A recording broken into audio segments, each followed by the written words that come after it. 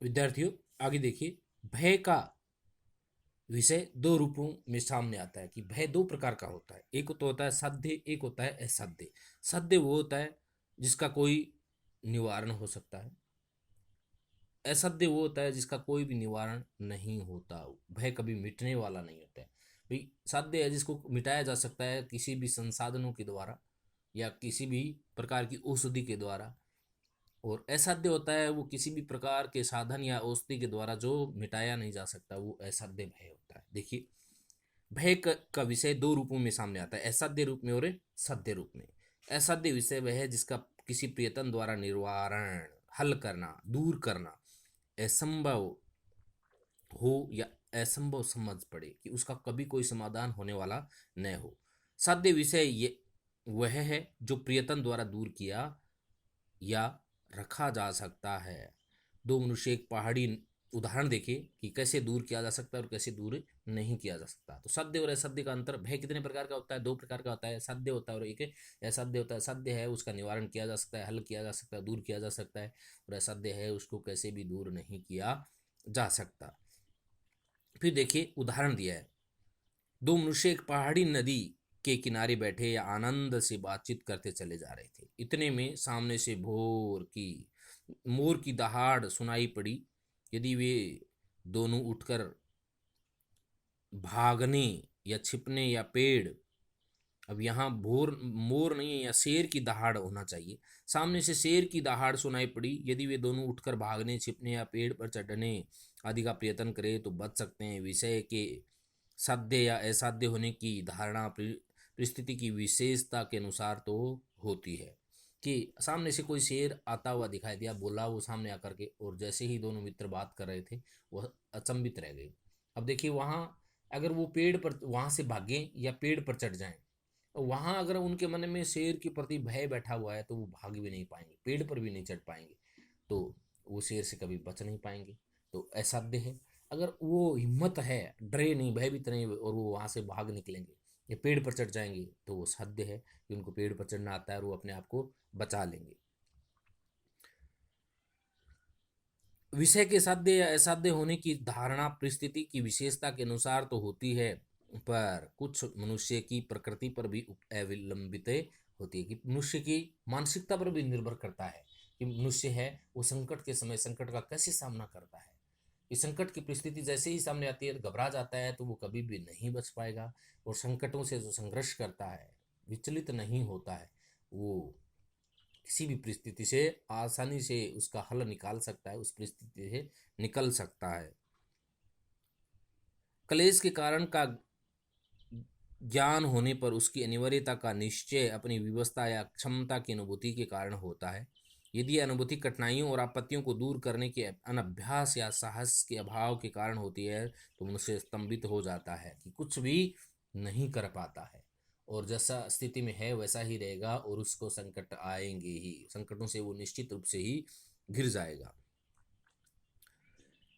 पर कड़े दिल या साहसी आदमी पहले तो जल्दी डरता नहीं, और डरता भी है तो संभल कर अपने बचाव के उद्योग में, प्रयास में लगे जाता है। कि डरने वाला कायर व्यक्ति और साहसी व्यक्ति ही संकटों में सामना करता है, और साहसी व्यक्ति कभी भय से ग्रसित नहीं होता, और डरपोक व्यक्ति है वो हमेशा भय से ग्रसित रहता है कि मैं ऐसे जंगल में जाऊंगा, मैं ऐसे बाहर जाऊंगा तो मेरे को कौन सी परिस्थितियों का सामना करना पड़ेगा। जैसे देखिए उदाहरण स्वरूप देखिए, आप विद्यार्थी हैं, विद्यार्थी जीवन के विषय में ही सोचिए कि आप मेहनत और लगन से अध्ययन कर रहे हैं, और मेहनत और लगन से अध्ययन करेंगे तो उसके लिए आपको परिश्रम करना पड़ेगा, समय देना पड़ेगा, कष्ट सहन करने पड़ेंगे।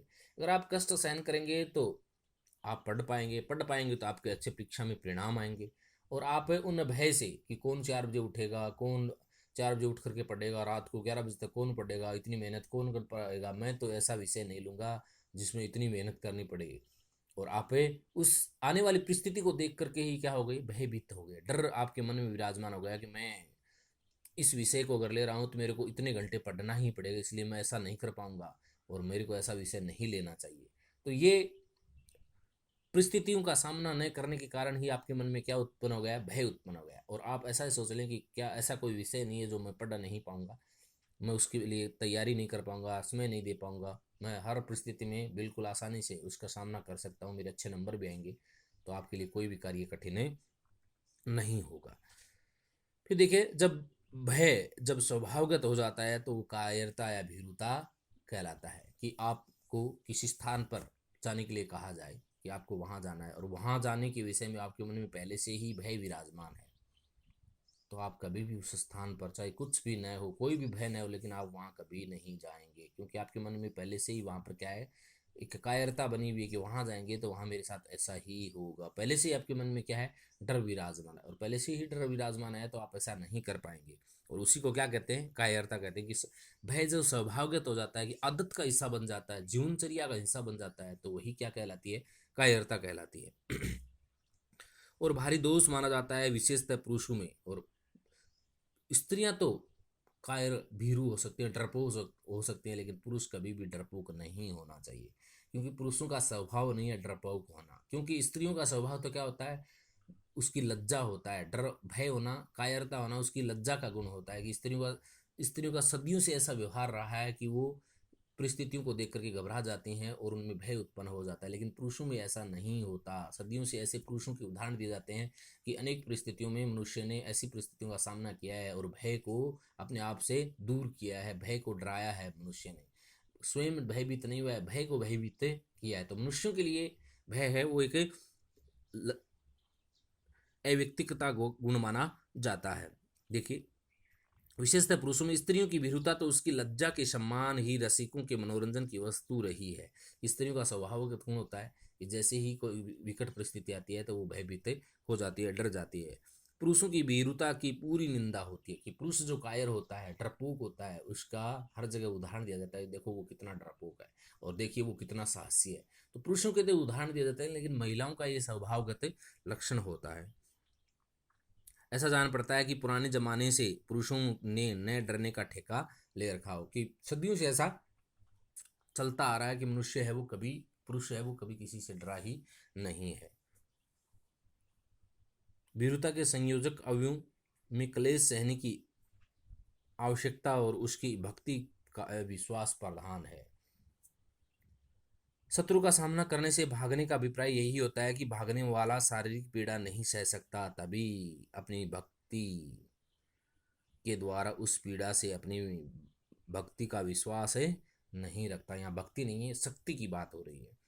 कि शत्रु का सामना करने वाले से भागने का अभिप्राय यही होता है कि भागने वाला शारीरिक पीड़ा नहीं सह सकता, क्योंकि शत्रु के सामने अगर युद्ध लड़ेगा तो हो सकता है शारीरिक क्षति हो जाए, शरीर के कहीं चोट भी लग जाए। उस चोट के भय से, उस पीड़ा के भय से है वो मनुष्य भागता है, और तभी अपनी शक्ति के द्वारा उस पीड़ा से अपनी शक्ति का विश्वास है नहीं रखता है। कि उसको अपने आप पर, अपनी ताकत का भरोसा ही नहीं है कि मेरे को पीड़ा होगी या सामने वाले को होगी। उसको तो यही डर रहता है कि कहीं मेरे को पीड़ा न हो जाए, सामने वाला मेरे को दुखी न कर दे, मेरे कष्ट न हो जाए, और इस भय के कारण वो उसका सामना ही नहीं कर पाता है।